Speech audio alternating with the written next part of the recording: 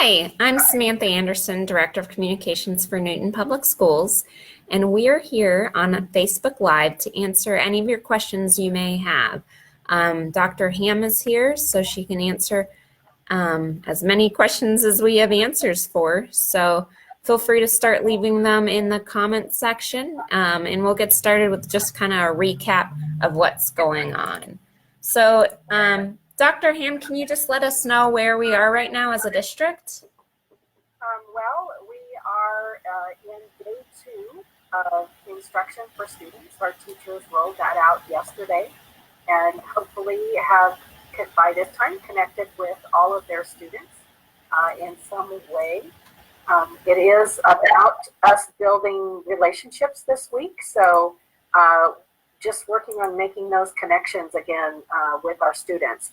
So teachers are working on that. We have a variety of other things going on in the district, such as meal preparation and distribution of breakfast and lunch, checking on buildings and making sure that support personnel like administrative assistants, paraeducators, instructional aides have technology equipment that they may need to have to do their jobs from home, those kinds of things. So still lots of activity going on, but looking at things kind of settling into a more normal, in an unnormal way, process for education.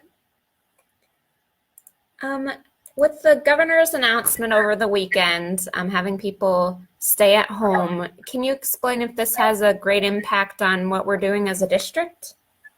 It really doesn't have any impact much on what we're doing as a district because the stay-at-home order specifically did not include schools. The previous order is what we are continuing to go by. So we have made some other adjustments as far as providing some additional work-at-home kinds of options that just rolled out this week. But other than that, we're not changing our operations more than we did last week. And then some parents have been asking, when should they start hearing from their teachers or administrators about, the work that they'll be doing? Well, again, they should have already heard from teachers. This is day 2. So they should have, by this time, heard from their students' teachers. If they have not heard, they need to connect back with the school. So we're going to be redirecting everyone's questions back to the school where their children go. We have now rolled over our phone numbers, and so people will be able to access that. The email addresses that they can utilize from our website are still good, so they can contact the principal or the classroom teacher by email, and I encourage them to do that. Okay, again, if anybody has any questions, leave them in the comment section. One question we get a lot is, what about the families who've paid for sports for the spring? What are we doing with them? All of the pay to participate funds, the sport funds, have been refunded at this point. So if they have not received the refund or seen that in RevTrack, then they need to contact the business office and let them know. But all of those have been done. And then what about lunch fees? What's the plan for that? This week, Monday or today, letters were distributed for parents that have balances still on their child's meal ticket. And so they'll have an option of whether to roll that over to next year, roll funds over to another student, or to request a refund. So they just need to let the district know what option they would prefer. I believe our automatic, if we don't hear from you, is that we will just roll it over to next year. So when school begins in August, that's the balance that will be on your child's meal ticket.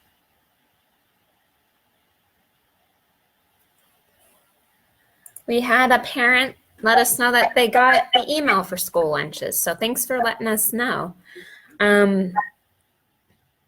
So what are we doing? Can you just kind of break up the different grade levels and maybe some of the different technology options that they'll be using throughout the rest of the semester? Sure. For our youngest students, our elementary students, they in kindergarten through fourth grade, they will be using an application called Seesaw. And if anyone needs any help with that, if your child has been using it in science, they already know how. So just reach out to your own child. But beyond that, you can also let us know, and we will hook you up with someone that can help you navigate that a little bit. Also, there's a number of resources available on our website to help with those kinds of things. So just check there. At the middle level, 5th through 8th, our students will be continuing to use Summit as their platform. And in addition to that, I think some teachers are also using possibly Google Hangouts and some other ways to connect with students. So the students, again, should be very familiar with the platform that Summit uses because they've been doing that all school year. Then at 9-12, our students are using Canvas. And Canvas has been available at the high school for 3 or 4 years now, and some teachers have used it. And now most all teachers will be using it in some format.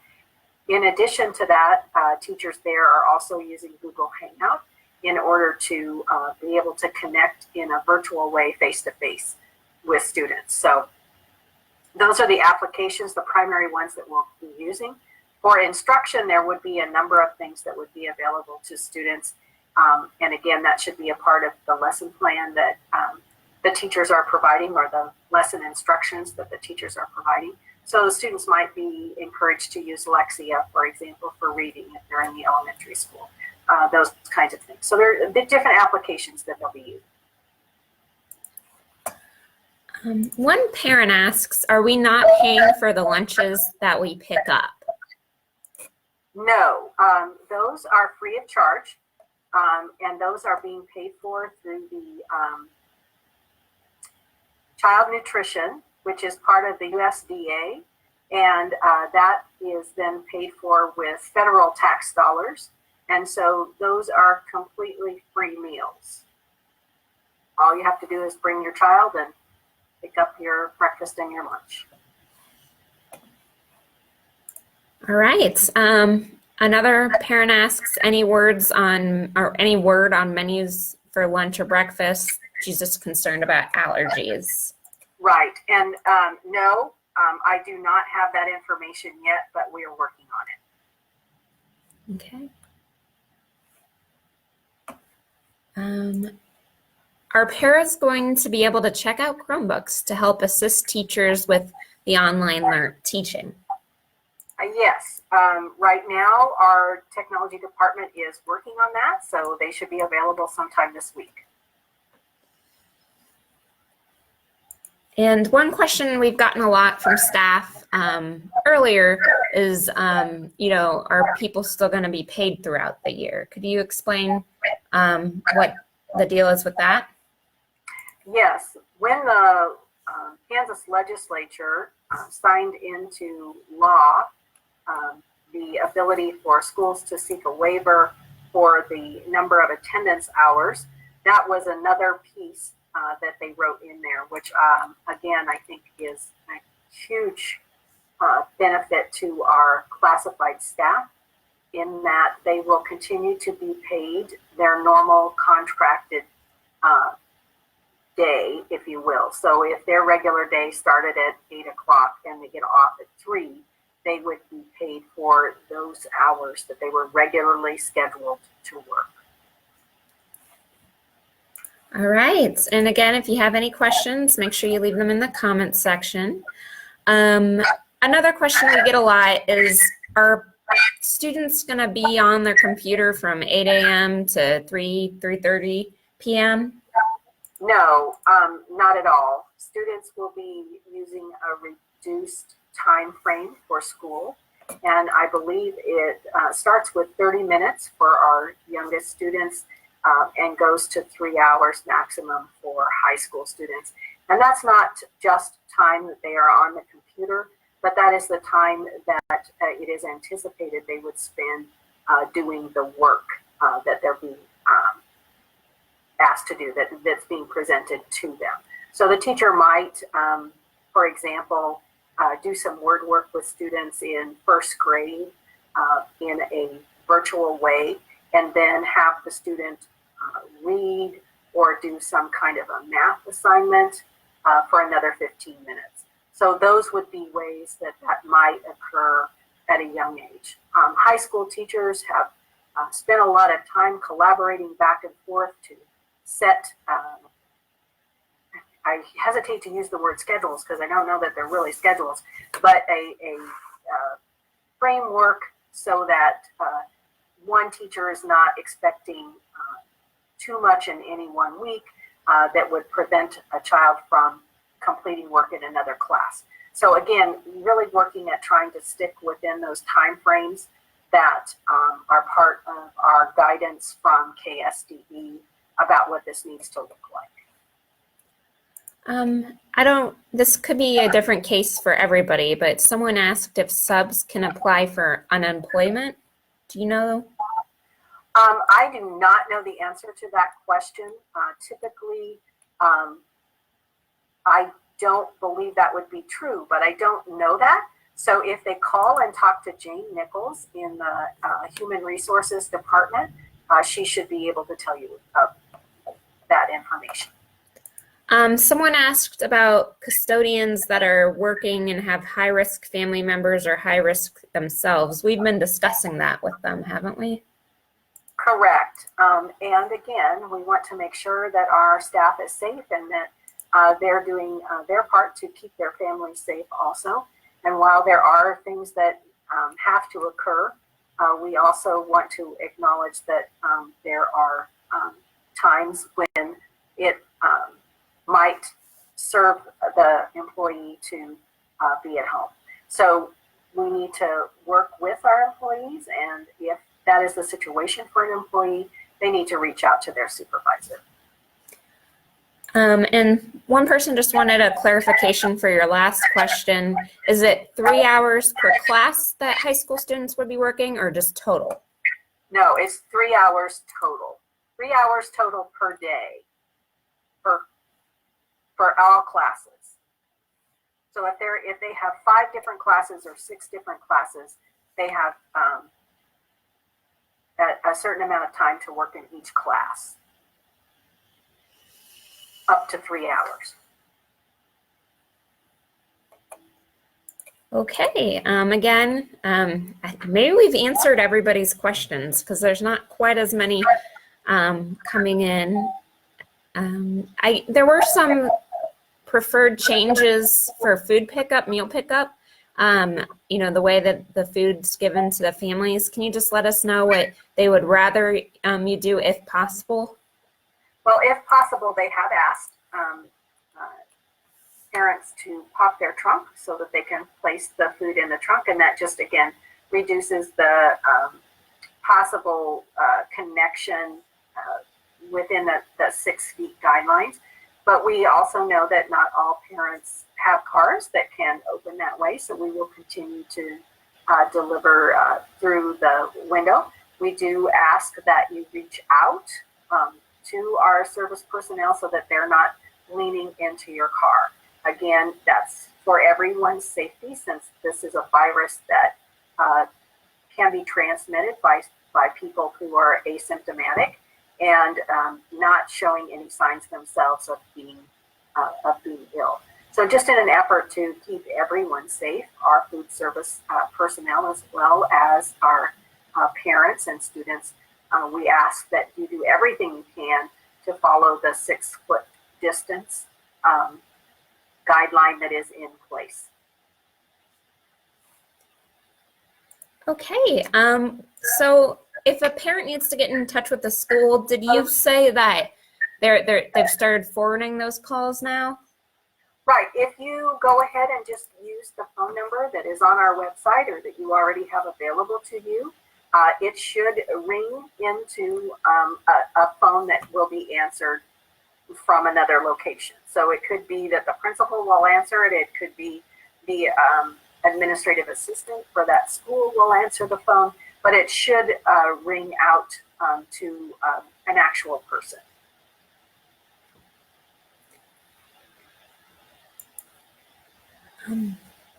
Again, if you have any questions, if we don't get some more, we may call it an early night. We'll be back again sometime.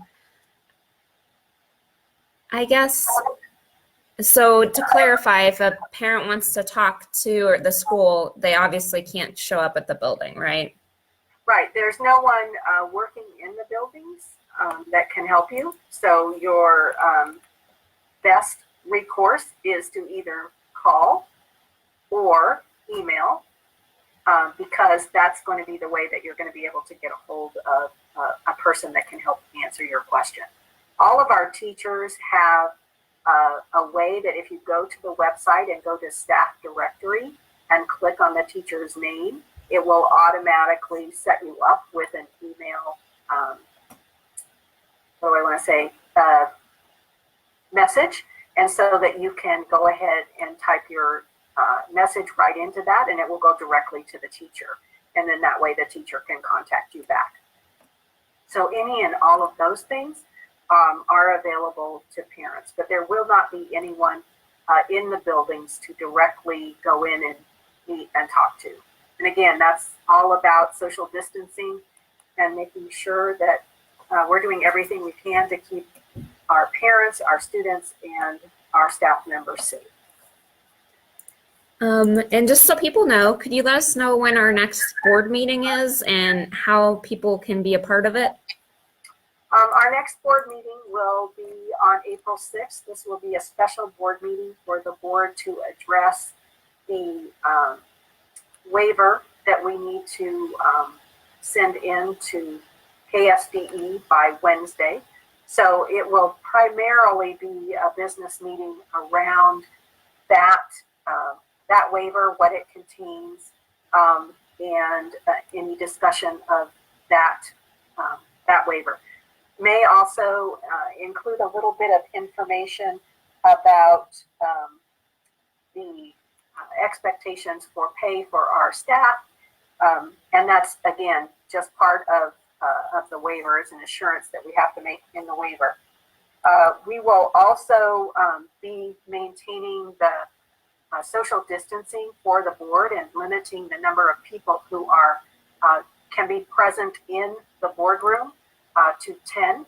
So basically that would be the 7 board members, myself, our board clerk, and you, Sam, and that takes us right to 10 people right there. So we will be sending out the link or the availability of watching the board meeting online, and I believe that when do we post that, Sam, or when will that be available? That's the piece I'm not as sure of. Well, it'll be a Facebook Live just like this was. So we will just be live at 7 o'clock here right on Newton Schools, and then after the live's done, we'll go through and caption the video and then email everybody the link to the board meeting in case they want to watch it, and also have it on our website. Okay. And I might also add that for the duration of our current executive orders, and if those were to be extended, we will be suspending our board policy regarding public comment.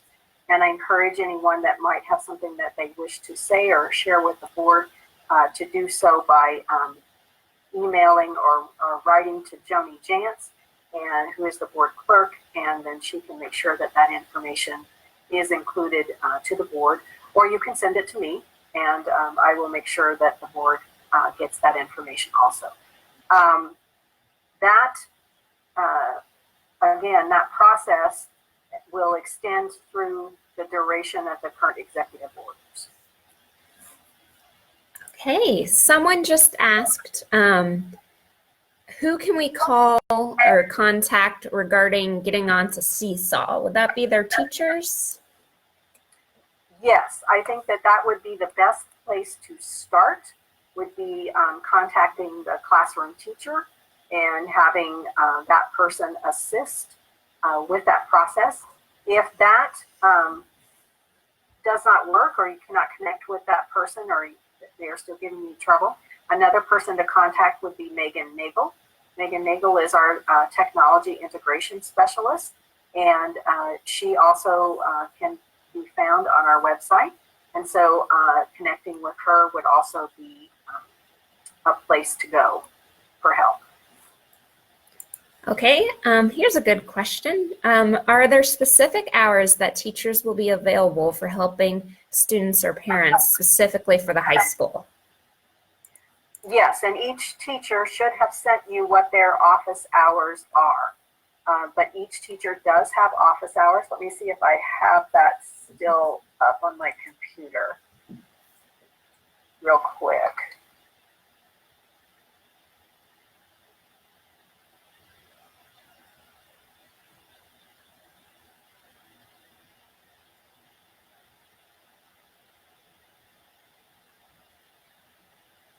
That would be 7th and 8th grade.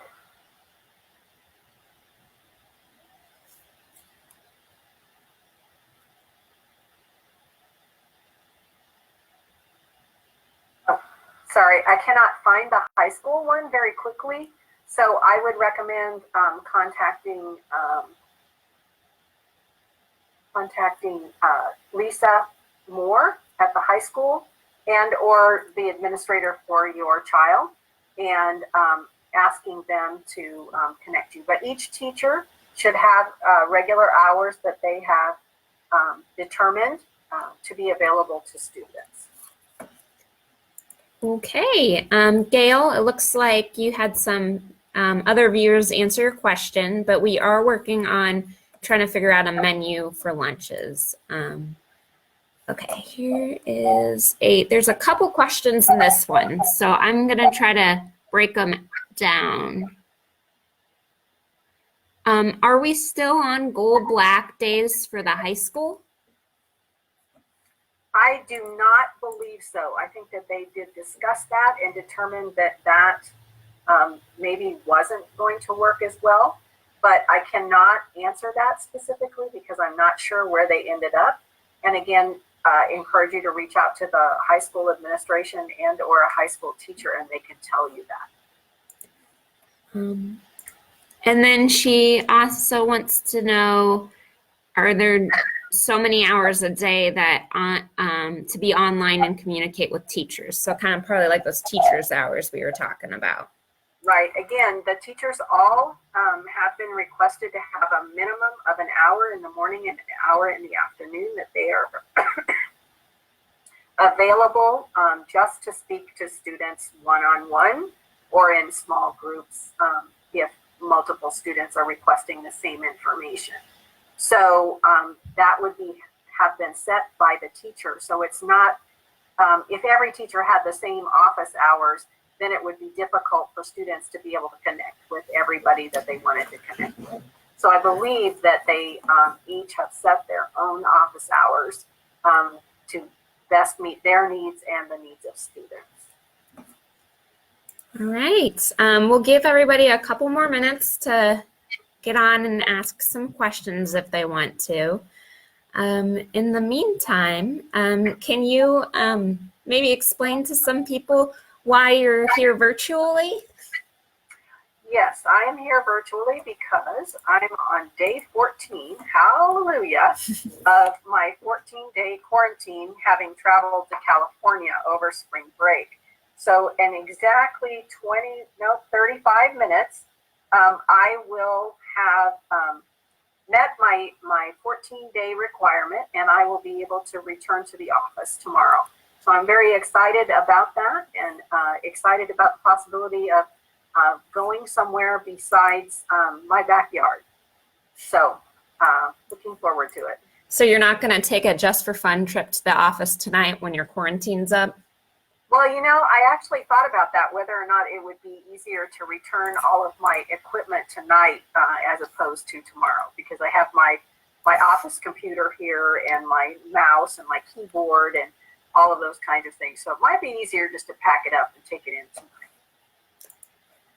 tonight. Or you could go for a nice walk.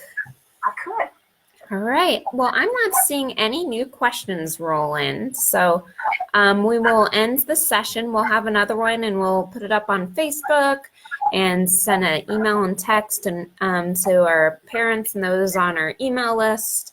And if you have any more questions, feel free to shoot us a message in Messenger or email us at info@usd373.org. Sometimes if you leave a comment in this thread, it can get lost, I've found, just because there's so many comments and sometimes people reply and it's hard to find the newer comments. Oh, and one last question. Oh, we're getting more, of course.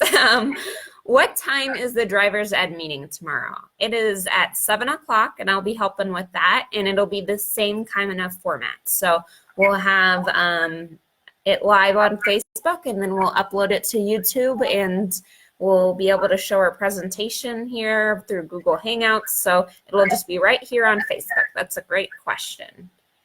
And then one parent asked, does her daughter have to log in at a certain time? She's in 5th grade. Should her teacher tell her that info? Right. She would need to check with her teacher, but an assumption that I would make would be that would be very limited, where the teacher would expect all of the kids to be online at the same time. There would be some class activities that they would try to get all of the class together for, just again, for those connections. Kids left for spring break thinking that they would see all their friends again in a week. And so it's important that they also have the opportunity to reconnect with kids in the classroom. So I know that teachers have, I know of at least one teacher at Santa Fe that did have a class meeting with the entire class at a scheduled time. So I think that will happen. I don't think it will be the same time every day or that kind of a schedule. All right. Well, thank you to everyone who watched, and thank you, Dr. Hamm, for being here, and we'll schedule another one of these. So if you have any new questions in the future, we can answer those. Stay healthy and wash your hands. And maintain 6 feet.